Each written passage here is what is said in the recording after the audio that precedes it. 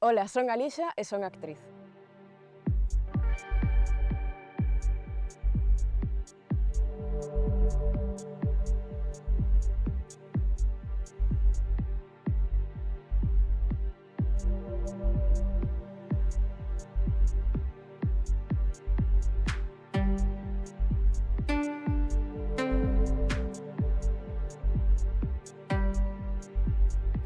Algo que tiña super claro dende sempre, recordo cando era pequena e a miña nai ia por aí dicindo vai ser profesora, eu non, vou ser actriz. Sí que é certo que tive unha experiencia nunha serie na que estive traballando de figurante. Bueno, dúas, unha para a TVG e outra para Netflix. Na TVG o que me din conta foi o encasillada que ia estar. Foi o primeiro traballo que fixen de figurante, era facer de inmigrante ilegal. No momento non me pareceu nada rechamante, pero despois, pasados os días, dixen ui, o primeiro traballo é de inmigrante ilegal.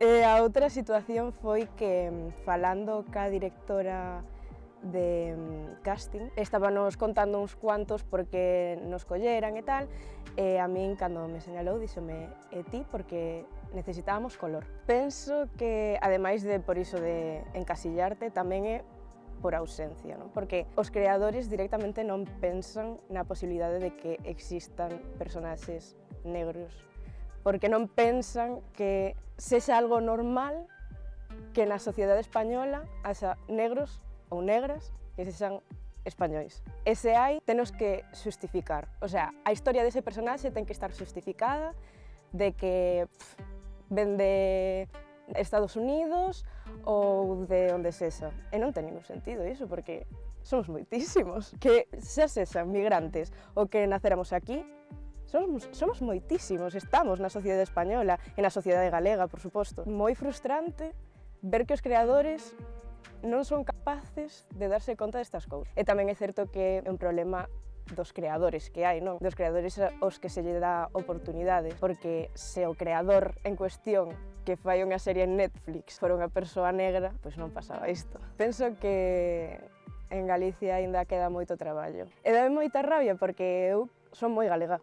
Son moi galega. Eu quedaría en Galicia para sempre e non marcharía nunca.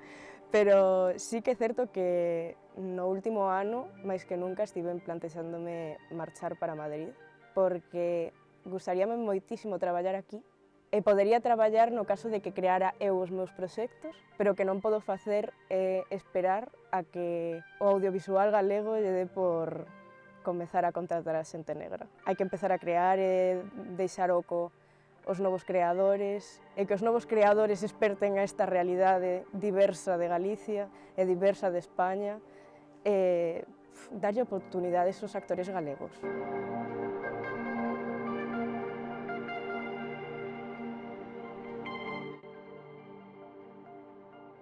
A Sirenita, sexa de onde sexa, é ficción. E pode estar basada nunha historia real, como moita animación que está basada en historias reais, non? Pero sigue sendo ficción. Entón, ata que punto cambiarlle a cor da pel a personaxe resulta tan relevante, non? Por que se fai? Porque a Disney le interesa moitísimo entrar nese xogo e dicir, somos super inclusivos.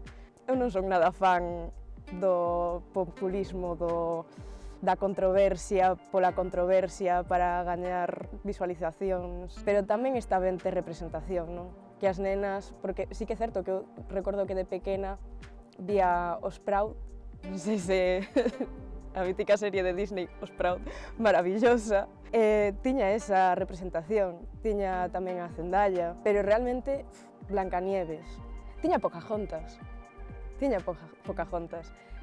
pero aínda así, eran prácticamente todas princesitas blancas.